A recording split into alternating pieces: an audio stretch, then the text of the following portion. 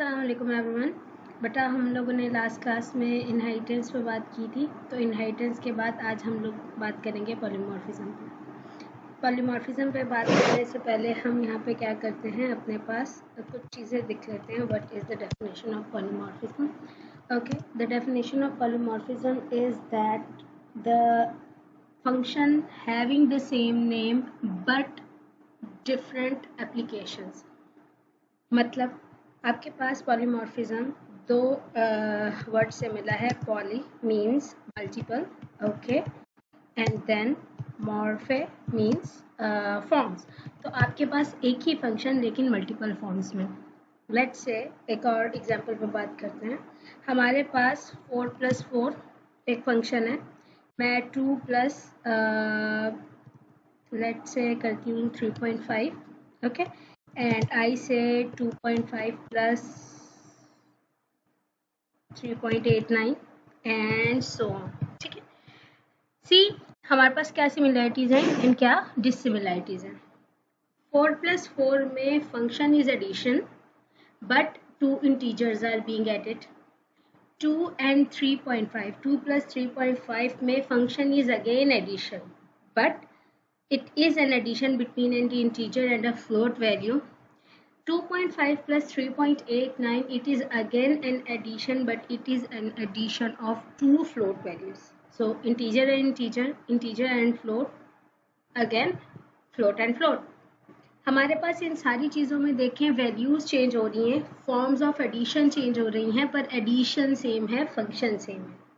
इसी तरीके से आपको एक एग्जांपल दिखाती हूँ। System dot out dot print मैं यहाँ पे प्रिंट एलन खुद लिख नहीं रही हूँ, मैं कंट्रोल स्पेस करूँगी बिकॉज मुझे आप लोगों को एक चीज़ दिखानी है। सी, आपके पास प्रिंट एलन के फंक्शन में हर एक के पास नंबर ऑफ आर्ग्यूमेंट्स चेंज हो रहे हैं, फॉर्म चेंज हो रही है, लेकिन फंक्शन का नाम प्रिंट एलन ही है। अगर आपसे पूछा जाए प्रैक्टिकल इम्प्लीमेंटेशन, तो प्रैक्टिकल इम्प्लीमेंटेशन आपके सामने है, प्रिंट एलन या प्रिंट का मेथड, जिसका बेसिक काम सेम रहता है, that is printing something, but what to print value change हो जाती है। सही, हमारे पास ज़रूरत काम पे पड़ती है। जैसे आपको एक मैथमेटिकल ऑपरेशन के लिए एक क्लास बनानी है और उस क्लास के अंदर आपके पास मल्टीपल फॉर्म्स है, ठीक है।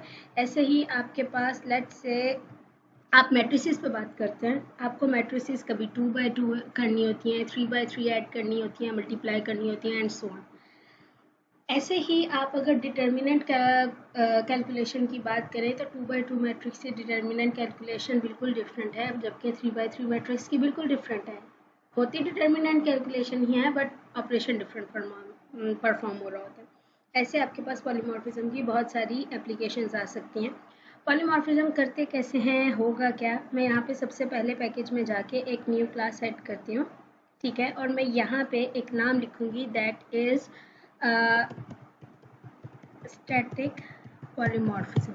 What is a static polymorphism and what is it supposed to mean? I will tell you। Okay, हमारे पास दो तरह की पॉलीमॉर्फिज्म होती हैं, static polymorphism and dynamic polymorphism. Okay, मैं दोनों क्लासेस का नाम स्टैटिक एंड डायनामिक रखूंगी ताकि आपको याद रहे।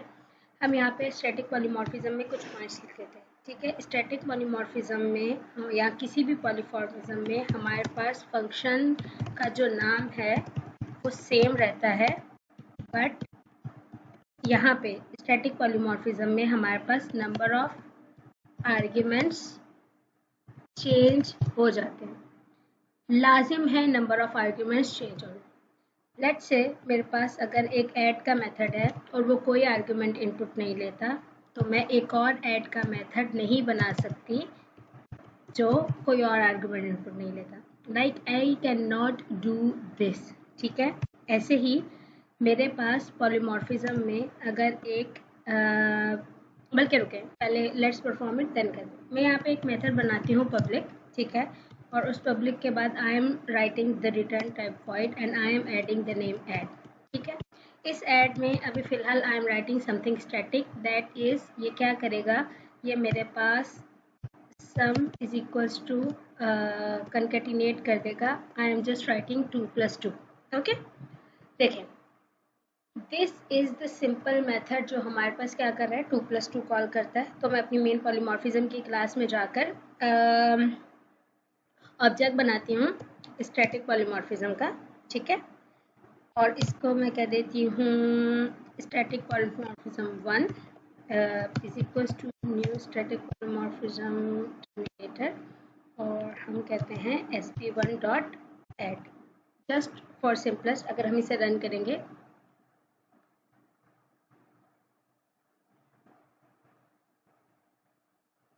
सम इज इक्वल्स टू 4, सिंपल। अभी तक हमने सिर्फ एक मेथड बनाया, I didn't perform overriding, sorry overloading. Static polymorphism को आप मज़ीद क्या क्या कह सकते हैं? स्टैटिक पॉलीमॉर्फिज्म को आप मज़ीद ओवरलोडिंग कह सकते हैं, दैट इज मेथड, या फिर if you want to call it as function overloading, ठीक है। आपसे बात की जाए स्टैटिक पॉलीमॉर्फिज्म, फंक्शन ओवरलोडिंग, या फिर आपसे बात की जाए रन टाइम पॉलीमॉर्फिज्म की, ठीक है। इसमें से आपसे कोई भी एक चीज़ कही जाए तो you are referring to the same thing, static polymorphism, method और function overloading, run time polymorphism, ठीक है। अब देखिए यहाँ पे मैं दोबारा से क्या करती हूँ, मेथड क्रिएट करती हूँ। I am saying public, remember polymorphism में आपके पास फंक्शन का जो नाम है दैट रिमेन्स सेम, ठीक है। तो मेरे फंक्शन का नाम एग्जैक्ट सेम रहेगा। जावा केस सेंसिटिव होती है तो स्मॉल और कैपिटल में देख लीजिएगा, ठीक। अब नाम सेम रखा और यहाँ पे मैं ऐड करती हूँ सी। अभी मैंने कोडिंग नहीं की है, लेकिन मेरे पास एग्जैक्ट सेम में एरर आ रहा है। What it is saying method add already exist in the class defined static polymorphism, this is what I was saying.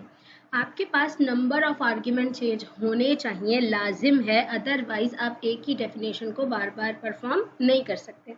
मैं यहाँ पे कहती हूँ मेरे पास एक इंटीजर x वैल्यू आती है और एक इंटीजर y वैल्यू आती है, ठीक है। और system dot out dot print L में मेरे पास लिखा आता है सम इज इक्वल्स टू, और हम कंकैटिनेट कर लेते हैं हमारे पास x और y, जो भी हमारे पास आर्ग्यूमेंट इनपुट आए थे वो प्लस हो जाएंगे, सही। अब देखें मेरे पास क्लास के अंदर ऐड एंड ऐड की दो फंक्शंस हैं। एक फंक्शन कोई आर्ग्यूमेंट इनपुट नहीं लेता, एक फंक्शन क्या करता है, दो इंटीजर इनपुट लेता है। मैं यहाँ पे वापस जाती हूँ और मैं यहाँ पे जाके दोबारा से अपने ऑब्जेक्ट में अब जब कॉल करूँगी तो see I am having two definitions of add. पहली चीज़ ऐड एक मेथड का होगा जो कि क्या करता है, कोई आर्ग्यूमेंट इनपुट नहीं देता, जस्ट परफॉर्म करता है। सेकेंड मेथड आपसे दो आर्ग्यूमेंट फोर्स करता है कि please write those arguments and pass it to the variable.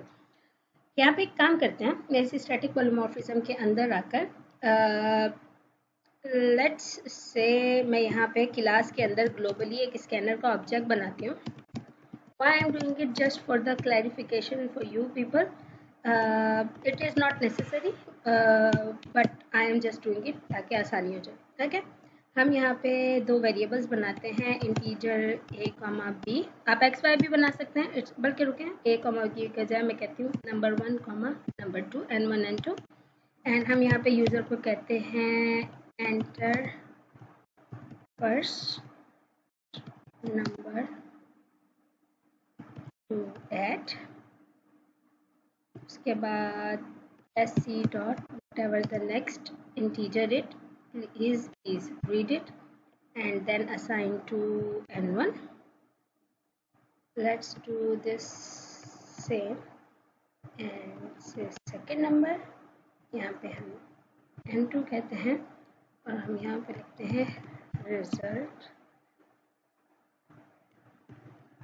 बल्कि हम रिजल्ट नहीं लिखते, हम यहाँ पे लिखते हैं n1 plus double quote concatenate plus plus n2 plus double quote is equals to.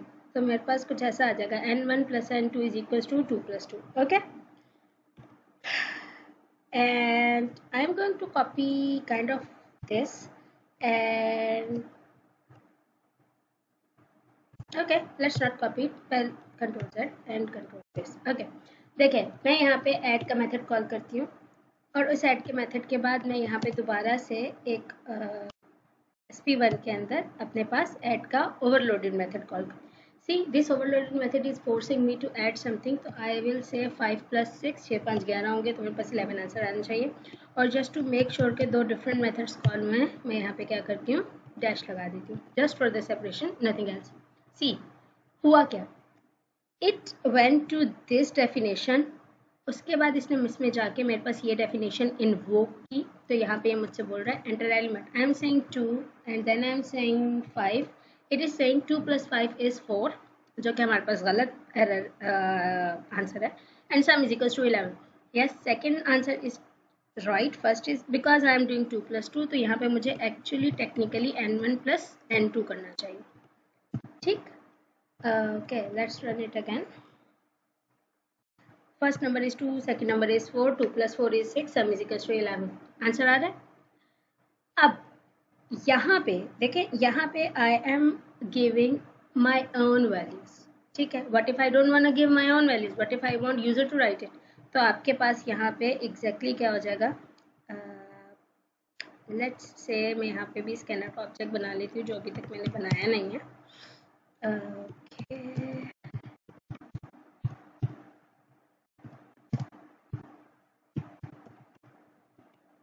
ठीक है, सी यहाँ पे भी मेरे पास क्या होगा, वेरिएबल्स डिक्लेरेशन हो जाएगी, और यहाँ पे हम क्या करते हैं, वापस से जो n1 है और जो n2 है वो प्रिंट हो। अब देखें, मुझे ये वाली लाइन नहीं लिखनी, why, because I am not summing up here, मैं अपनी वो वैल्यूज जो यूजर देगा वो मैं इस मेथड को पास करूंगी, and this method is responsible to perform the addition for me. तो हम यहाँ पे क्या करते हैं, अपने पास जो भी दो वैल्यूज़ हैं उन वैल्यूज़ को मेन में जो मैंने इनपुट लिया था मैं यहाँ पे इनपुट दे देती हूँ आर्ग्यूमेंट के तौर पे। Just I am doing this for you people to know that कि आपके पास अगर कोई मेथड आर्ग्यूमेंट इनपुट नहीं लेता तो you can perform the argument input inside the method, और अगर कोई मेथड आर्ग्यूमेंट लेता है तो you can perform argument taking from the main method. और मैं इसे वापस रन करती हूँ। देखें, this is the first method calling जो कि विदाउट आर्ग्यूमेंट है, यह मुझसे वैल्यू मांगता है, आई am saying 3, it is saying 2 + 5 3। अब की बार मेरे पास जब यहाँ से फंक्शन कॉल हुआ, मेरे पास ये लाइन्स प्रिंट हुई आउटपुट में, and now it is saying me यहाँ पे, अब ये मेरा मेन का मेथड कॉल हो रहा है। मेन के मेथड को मैंने दो वैल्यूज दी, लेट्स से मैं यहाँ पे कहती हूँ मेरे पास 3 + 3, ठीक है, और मेरे पास आंसर आ गया सम इज इक्वल टू 6। हुआ क्या, जो 3 और 3 आपने वैल्यूज दी थी वो 3 और 3 वैल्यूज इसको ऐड हो गई, इस ऐड को पास हुई, और यहाँ पे जाके क्या हो गया, हमारे पास वैल्यूज चेंज हो गई। अब यहाँ पे कुछ रूल्स हैं जो पॉलीमॉर्फिज्म के आपको समझ लेने की ज़रूरत है। Let me do one thing, मैं यहाँ पे कंट्रोल V करती हूँ, उन इंटीजर x की जगह पे लेट से मैं लिखती हूँ integer value 1 and integer value 2। It is again giving me that, so remember that कि आपके पास data type change, data type must be change, ठीक है, variables name changing does not perform polymorphism, ठीक है। देखें, हमारे पास लाजिम है कि आप क्या करें, आप अपने वेरिएबल्स के डेटा टाइप चेंज करें, वेरिएबल की ये नेमिंग कन्वेंशन आपके पास डिफरेंट नहीं हो सकती। आप x इनपुट लें या वैल्यू 1 इनपुट लें, as long as they are of integer nature, आपके पास मेथड की डेफिनेशन सेम रहेगी, क्योंकि एक मेथड है जो कि दो इंटीजर वैल्यूज लेता है। आपके पास यहाँ पे वैल्यू चेंज होनी लाजिम है, तो यहाँ पे लेट से मैं जैसे ही वैल्यू 1 की जगह पे फ्लोट लिखती हूँ तो मेरे पास डेट एरर आना बंद हो जाएगा। वाई, बिकॉज अब मैंने क्या किया है, यहाँ पे अपने पास वैल्यूज को चेंज कर दिया है, अब एक फ्लोट है एक इंटीजर है, ठीक है। उसके बाद अगर मैं यहाँ पे फ्लोट एंड इंटीजर रखती हूँ, ठीक है, और मैं इसी को कॉपी करती हूँ, और यहाँ से अब मैं इस फ्लोट और इंटीजर की जगह पे इंटीजर एंड फ्लोट कर देती हूँ, सही। सी मेरे पास एरर नहीं आएगा। Order of the data type, order of the arguments matter, ठीक है। तो आपके पास यहाँ पे क्या होता है, ऑर्डर ऑफ आर्ग्यूमेंट्स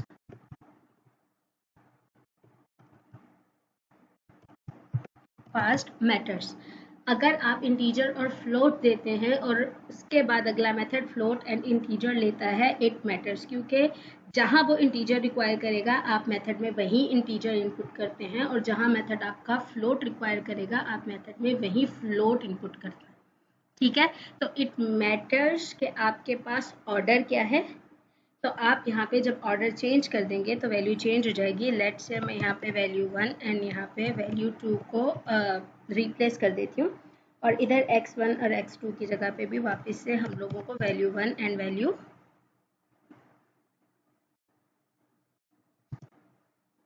2 चाहिए। ठीक है, तो देखें मेरे पास अगली चीज़, एक सबसे पहले नेम सेम होना चाहिए, आर्ग्यूमेंट चेंज होना चाहिए। Method overloading, function overloading, run time polymorphism, static polymorphism same functions के होते हैं। आपके पास लाजिम है फंक्शन की डेटा टाइप्स चेंज हों, सेम डेटा टाइप्स पे आप वेरिएबल नेम चेंज करके ओवरलोडिंग नहीं कर सकते, तो वेरिएबल नेम चेंजिंग से ओवरलोडिंग परफॉर्म नहीं होती, डेटा टाइप चेंज होनी चाहिए। डेटा टाइप में अगर आप आर्ग्यूमेंट को रिवर्स कर देते हैं it's okay, number of argument change हैं या फिर आपके पास डेटा टाइप्स चेंज हैं, ऑर्डर ऑफ आर्ग्यूमेंट चेंज है, तो हमारे पास क्या हो जाएगा, ओवरलोडिंग परफॉर्म हो जाएगी। आखिरी चीज़ मुझे एक चीज़ बतानी थी कि मैं अगर यहाँ पे एक और मेथड बनाती हूँ और मैं लिखती हूँ पब्लिक, जो कि इंटीजर रिटर्न करता है और ऐड का मेथड ही है, और यहाँ पे हम क्या कर देते हैं, रिटर्न करते हैं। Let's say I am writing return 2 + 2। ठीक है, it is giving me error. Why it is giving me the error? Because याद रखें मेथड ओवरलोडिंग कभी भी रिटर्न टाइप पे परफॉर्म नहीं होती। इट डजेंट मैटर कि आपके फंक्शंस के रिटर्न टाइप वॉइड है, फ्लोट है, इंटीजर है, डबल है, as long as number of arguments are same आपके पास पॉलीमॉर्फिज्म परफॉर्म नहीं होगी। तो याद रखें static polymorphism, sorry excuse my spellings, और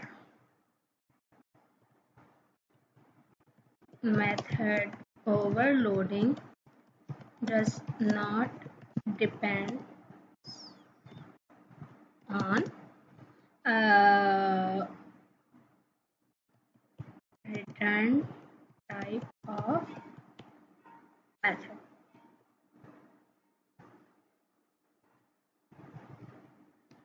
ठीक है, स्टैटिक पॉलीमॉर्फिज्म आपके ओवरलोडिंग में या फिर मेथड ओवरलोडिंग कभी भी रिटर्न टाइप पे मैटर नहीं करती, एंड आपको हमेशा हमेशा नंबर ऑफ आर्ग्यूमेंट्स चेंज करने होंगे। तो यहाँ पे मैं लिख देती हूँ, it is always dependent on the number of arguments. What am I writing? Number of arguments, data types of arguments, or order of arguments। ठीक है, रिमेंबर दैट। मैं इसको कमेंट कर रही हूँ, I am not deleting this so that you people can know कि मसला क्या है, मैंने ये क्यों लिखा था। याद रखिए हमारे पास static polymorphism, dynamic method overloading, function overloading, या फिर रन टाइम पॉलीमॉर्फिज्म। अच्छा, why it is called run time? It is called runtime polymorphism because whenever I am compiling the program, compile time polymorphism. I wrote runtime polymorphism. I wrote it wrong. Compile time. Sorry. Compile time polymorphism. It is called compile time polymorphism क्योंकि जैसे ही आपका program compile होता है आपके programme को पता है कौन सा ओवरलोडेड वर्जन कॉल करना है। जैसे ही देखें मैं यहाँ पे sp1 ऑब्जेक्ट कॉल करती हूँ, यहाँ से मैं मेथड की ओवरलोडिंग वर्जन देखें, ऐड को कॉल करना है, ऐड फ्लोट को करना है, ऐड इंटीजर फ्लोट वाली वैल्यू करनी है, या एक्स वाई करनी है। Every time when ever I am calling the method, मेरे फंक्शन को कंपाइल टाइम पे पता होता है, मेरी प्रोग्राम को कंपाइल टाइम पे पता होता है what function to call. That's why it is called compile time polymorphism. तो हमारे पास यहाँ पे इसीलिए ये स्टैटिक होती है क्योंकि आप स्टैटिकली बाइंड कर देते हैं कि this is the overloaded version I am going to call, दो या एक whatever you want to call. हमारे पास सिंपल आर्ग्यूमेंट्स पे आप वैल्यूज़ को पास कर देंगे। तो स्टैटिक पॉलीमॉर्फिज्म के क्या होगा, आपके पास रिटर्न टाइप पे पॉलीमॉर्फिज्म नहीं होती, वेरिएबल्स के नेम चेंज करने पे पॉलीमॉर्फिज्म नहीं होती, आपके पास लाजिम है कि आप डेटा टाइप चेंज करें। उसके बाद हमारे पास लाजिम है कि आपके पास नंबर ऑफ आर्ग्यूमेंट्स चेंज हों, ऑर्डर ऑफ आर्ग्यूमेंट्स चेंज हों, इंटीजर फ्लोट इंटीजर बराबर नहीं हो सकते। This was the static polymorphism. Okay, in the next video I will tell you about the dynamic polymorphism, inshallah.